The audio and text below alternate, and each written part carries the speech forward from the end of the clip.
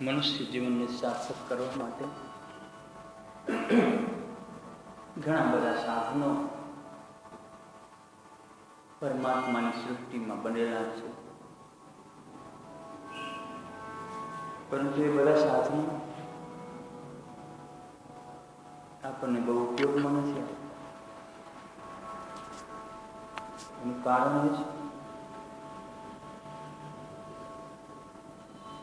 કે બધા ટૂંકા ટૂંકા સાધનો આપણને ઇઝીલી પ્રાપ્ત થાય છે, પરંતુ લાંબા સમય સુધી ઇફેક્ટ આપે અને લાંબી યાત્રા સુધી એ સાધન સતત અવિરતપણે આપણી સાથે રહે એવું જો કોઈ સાધન હોય તો મનુષ્યનું પોતાનો શ્વાસ છે. અને બીજું સાધન મનુષ્યનું ધ્યાન છે. મનુષ્ય ધ્યાન તો પોતાનું બહુ રાખે છે, પરંતુ આંખો ખુલ્લી રાખે છે. મતલબ કે બાહ્ય જગતને જોતા જોતા, બાહ્ય જગતનો અનુભવ કરતા કરતા, બાહ્ય જગતની સાથે મનુષ્ય સતત જીવવાનો પ્રયત્ન કરે છે.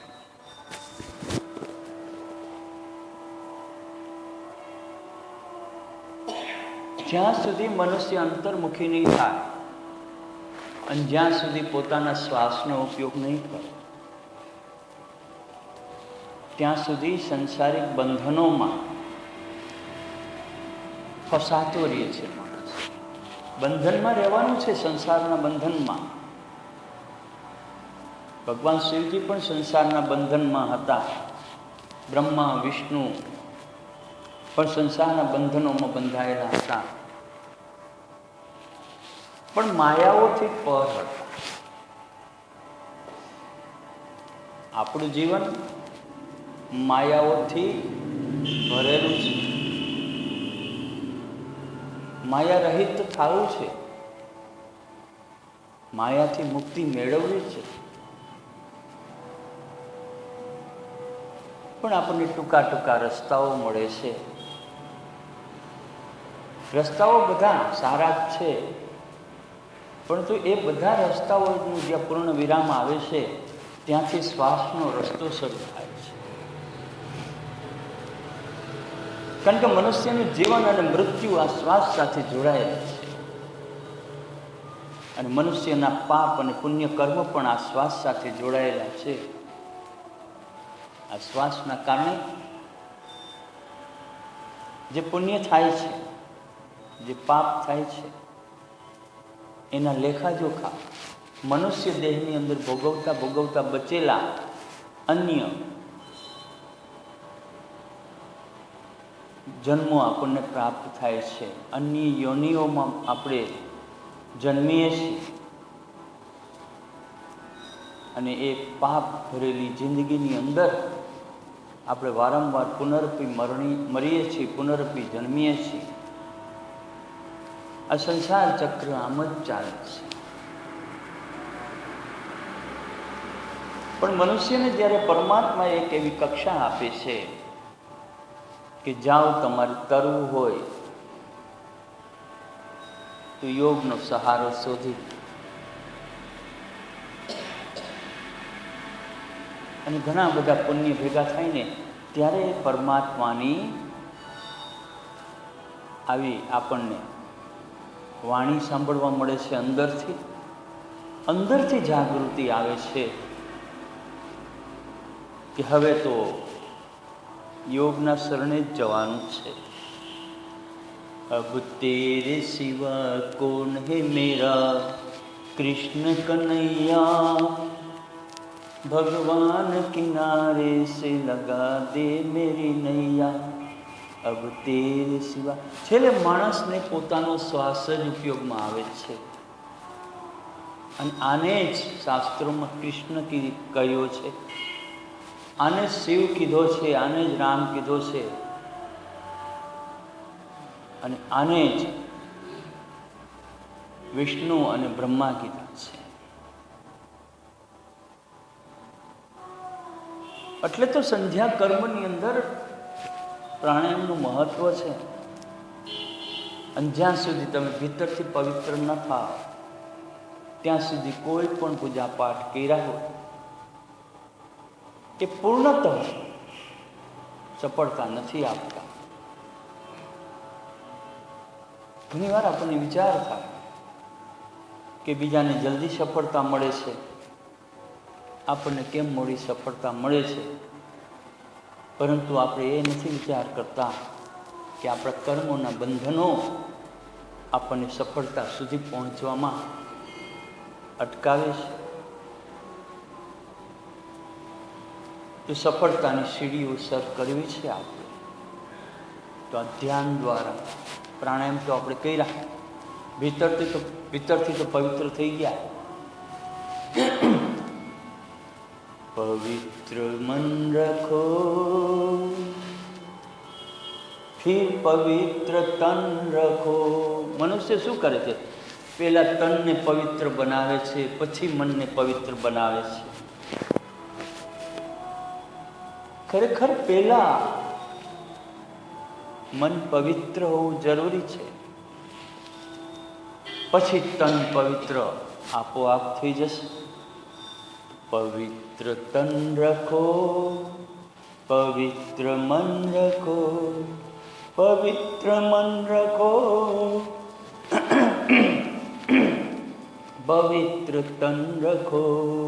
पवित्रता मनुष्यता की शान है, मन वचन कर्म से पवित्र हो. चरित्रवान ही यहाँ महान है. चरित्रवान बनવું હોય તો મનની પવિત્રતા જોઈએ. બહારથી તનને ગમે એટલું પવિત્ર રાખો પણ એનાથી ચરિત્ર નિર્માણ નથી થતું. એનો મતલબ એવો નથી કે બહારથી પવિત્ર નથી થવાનું, એ તો થવાનું જ છે. કારણ કે બાહ્ય જીવનના આધારમાંથી અંતર જગતના સાચા સુખ, સાચી શાંતિ અને સાચા જીવનની પ્રાપ્તિ કરવાની છે. બાબાઈ અહીંયા હોય, બાબાઈ તમે બાબાઈ કાંઈ વાંધો ભલે ભાઈ, નહીં જરૂર નહીં. તો મનુષ્ય જીવન પૂર્ણતઃ ઈશ્વર પ્રાપ્તિ તો ઠીક, પણ ઈશ્વરમય જીવન જીવવા માટે મને તમને મળ્યું છે.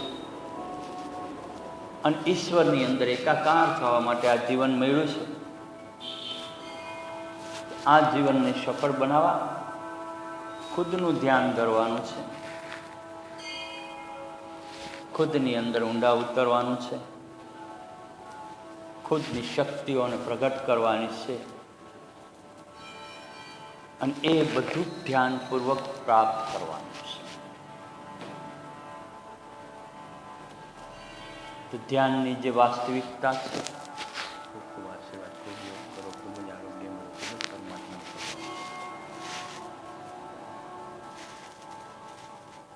ઋષિઓ મુનિઓ અહીંયા સુધી નથી પહોંચતા, જ્ઞાનીઓ અહીંયા સુધી નથી પહોંચતા, સંન્યાસીઓ અહીંયા સુધી નથી પહોંચતા. માત્ર યોગી જ પરમાત્માની દિવ્ય લીલાઓ સુધી પહોંચી જાય છે. એટલે તે કવિએ લખ્યું છે, योग है परम पिता का ज्ञान, कर ले प्यारे योग प्राणायाम.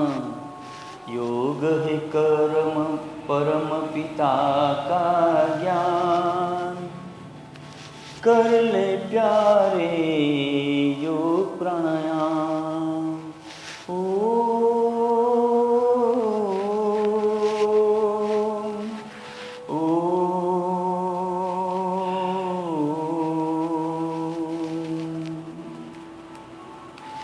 योग है हर कर्म का आधार, योग की महिमा अपरंपार। योग है हर सुख का आधार, योग की महिमा अपरंपार। योग है जीवन, योग है प्राण, योग है जीवन, योग है प्राण। कर ले प्यारे आसन प्राणायाम, योग है परम पिता का ज्ञान। कर ले प्यारे ध्यान प्राणायाम, योग है परम पिता का ज्ञान। ध्यान, प्राणायाम, આસન આ બધું મનુષ્યના પોતા માટે છે. તમે ને હું પ્રાર્થના બીજા માટે કરી શકીએ, તમે ને હું પૂજા પાઠ બીજા માટે કરી શકીએ, પરંતુ યોગ તો માત્ર તમે તમારા માટે કરી શકો. અને બીજું બધું બીજા માટે કરીએ છીએ ને ત્યારે આપણને કશું નથી મળતું, પણ જ્યારે આપણે યોગ આપણા માટે